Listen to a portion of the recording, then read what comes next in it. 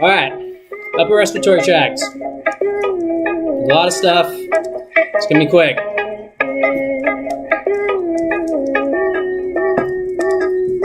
Past few days been feeling like a 10, but when I got out of bed I couldn't pretend like I couldn't see my face with tonsillitis there was. All I tried to do was scream, all that came out was a buzz. My throat's a little red, they call it erythema, and I just feel like I showered. Aw man, that's a fever. Naked, who, me? No, I'm talking about that virus, double-stranded DNA, pharyngo-conjunctivitis, it's that Adeno. The exudate you can see, similar to Coxsackie from picorna family, single-stranded RNA spread through the feces with ease. Ulcerative Herpangina, the hand, foot, and mouth disease.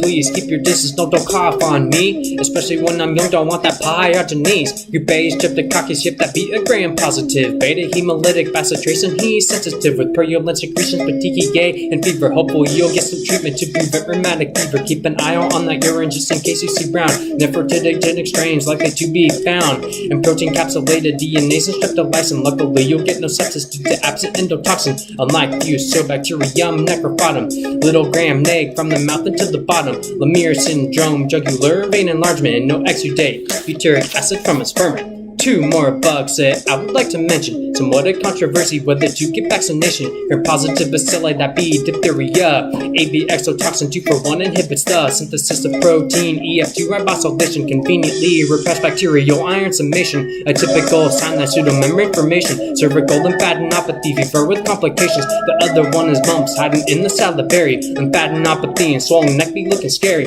Paramyxovirus single-stranded RNA. To diagnosis use inhibitor of HA. It's got an envelope with a nifty arrangement. Syncytia is from the F and the H is for attachment. You'll likely get a fever, sore throat, no separation. I'd be a little worried, genital complications.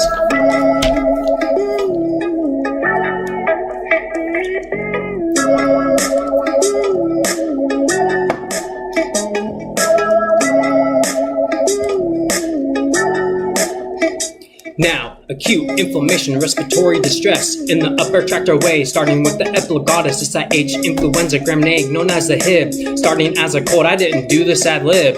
Drooling from the mouth with a rapid progression. Just listen to that strider with a big inspiration. Look at the history for a particular time. Also do an x-ray look, now there's a thumbs up sign. Whoop whoop, ha!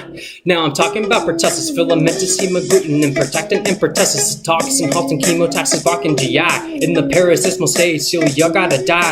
Bronchial constriction from all that histamine. Usually it's not a problem if you get the vaccine. To make the diagnosis, use a Regan low auger for this little gram nick shaped like a cut from a logger. The last two causes coming from the same group. Paramyxovirus, the first one being croup, utilizing peplomerase H and F to make its way. A telltale sign, steeple sign on the x-ray. Epithelial damage to bystander effect. Usually kids under 3 are who would like to infect. Look for a little wheezing, history of infection. Don't mistake it for a dog barking 5 manifestations. Bronchiolitis, and talkin, RSV, just an F peplomer, use that fluorescence to see initial signs and symptoms of upper airway infection, progressing to tachypnea and intercostal retractions. Bronchodilator helps it to relax, and some RSV globulins for prophylax. Single-stranded RNA enveloped in the pavilion, the most common cause, viral pneumonia in children.